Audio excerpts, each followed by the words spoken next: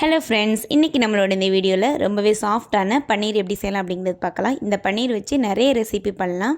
வாங்க இப்போ எப்படி செய்யலாம் அப்படிங்கிறது பார்க்கலாம். ஃபஸ்ட்டு நான் இன்றைக்கி 1.5 லிட்டர் பால் எடுத்துட்டேன். நமக்கு பால் வந்துட்டு பசும்பால் அல்லது கடையில் விற்கிற பாக்கெட் பால் கூட யூஸ் பண்ணிக்கலாம். ஆனால் தண்ணி கலக்காத பாலாக இருக்கணும். இப்போ நம்ம இதை ஸ்டவ்வில் வச்சுட்டு கொதிக்க வச்சுக்கலாம். நமக்கு தண்ணி கலக்காத பாலாக இருந்துச்சுன்னா தான் நமக்கு பன்னீர் வந்து நிறைய கிடைக்கும். தண்ணி ஒரு வேளை கலந்துருந்துச்சு அப்படின்னா நமக்கு கொஞ்சம் தான் கிடைக்கும்.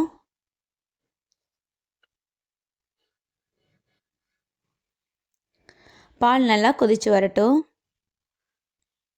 நான் இன்றைக்கி வந்து பசும்பால் தான் யூஸ் பண்ணியிருக்கேன்.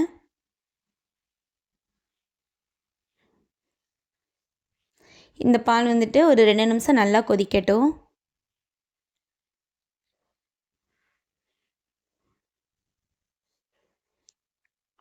இது ஒரு பக்கம் கொதிச்சிட்ருக்கட்டும். இப்போ நான் 2 பெரிய எலுமிச்சம்பழம் எடுத்துட்டேன். அதை சாறு பிழிஞ்சு எடுத்துக்கலாம். உங்களுக்கு பெருசாக இருந்துச்சுன்னா 2 எடுத்துக்கோங்க, சின்னதாக இருந்துச்சு அப்படின்னா 3 எடுத்துக்கோங்க.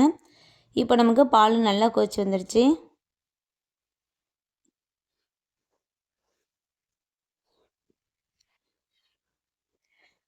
இப்போது ஸ்டவ் ஆஃப் பண்ணிக்கலாம்.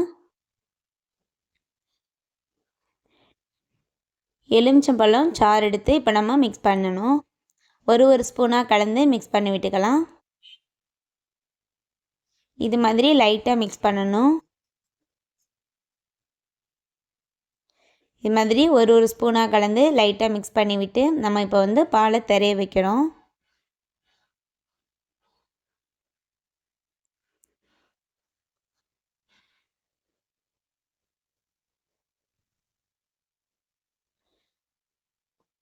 எனக்கு கரெக்டாக அந்த எலுமிச்சம்பழச்சாறு கரெக்டாக 4 ஸ்பூன் இருந்துச்சு. அதுவே நமக்கு போதுமானது. 1.5 லிட்டர் பாலுக்கு 4 ஸ்பூன் எலுமிச்சம்பழச்சாறு இருந்தால் கரெக்டாக இருக்கும்.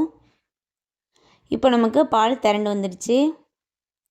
இது ஒரு நிமிஷம் மட்டும் மாதிரி லைட்டாகவே மிக்ஸ் பண்ணிகிட்டு இருந்தோம் அப்படின்னா நமக்கு தண்ணி தனியாக பால் தனியாக பிரிஞ்சு வந்துடும்.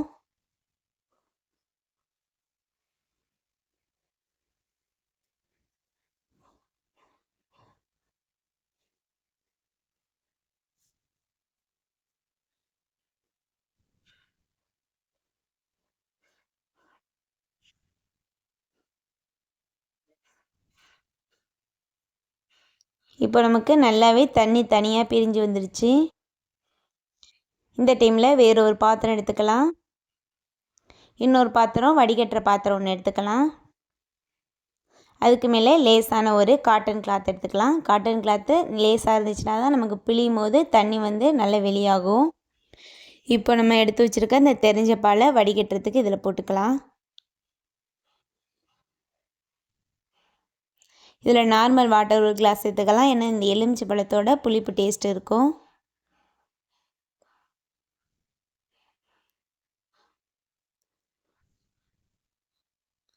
இது நல்லா பிழிஞ்சு எடுத்துரும் இந்த தண்ணியை.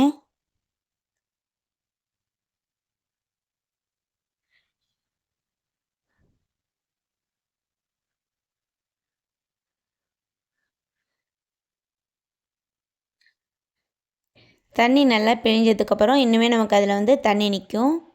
இது நம்ம வந்துட்டு நல்லா கட்டி ஆகணும் அப்படின்னா இது மாதிரி நமக்கு எந்த ஷேப்பில் வேணுமோ இது மாதிரி லைட்டாக பரத்தி விட்டு இது வச்சுட்டு மேலே ஒரு வெயிட்டுக்காக ஏதாவது ஒரு பாத்திரத்தை தண்ணி வச்சு மேலே வச்சுக்கலாம். இது மாதிரி வைக்கும்போது நமக்கு அதில் உள்ள தண்ணி எல்லாமே ஃபுல்லாக வடிஞ்சிடும். இது ஒரு அரை மணி நேரம் அப்படியே இருக்கட்டும். ஒரு 30 மினிட்ஸ் கழித்து ஓப்பன் பண்ணலாம். இதில் உள்ள தண்ணி எல்லாமே சுத்தமாக வடிஞ்சிடுச்சு.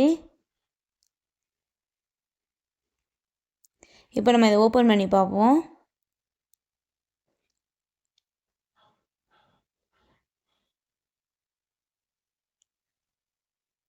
ரொம்பவே சூப்பராக வந்திருக்கு. இப்போ நமக்கு எந்த அளவுக்கு ஷேப் வேணுமோ அந்த அளவுக்கு கட் பண்ணிக்கலாம். நான் இந்த பன்னீர் வச்சுட்டு பன்னீர் மசாலா கிரேவி ட்ரை பண்ணலான் இருக்கேன். அது நல்லா இது மாதிரி க்யூப் ஷேப்பில் கட் பண்ணிக்கலாம்.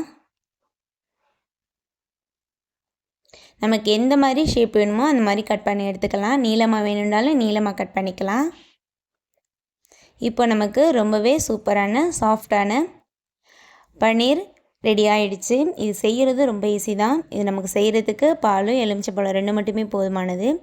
இது ரொம்பவே ஹெல்த்தியான ரெசிபியும் கூட. இந்த வீடியோ உங்களுக்கு யூஸ்ஃபுல்லாக இருக்கும்னு நினைக்கிறேன். இந்த பன்னீரில் நிறைய ரெசிபி பண்ணலாம். கிரேவி, மஞ்சூரியன் மாதிரி நிறைய பண்ணலாம். இதை நம்ம ஒரு பாக்ஸில் போட்டு ஃப்ரிட்ஜில் வச்சிட்டோம் அப்படின்னா 3 நாள் வரைக்கும் யூஸ் பண்ணலாம்.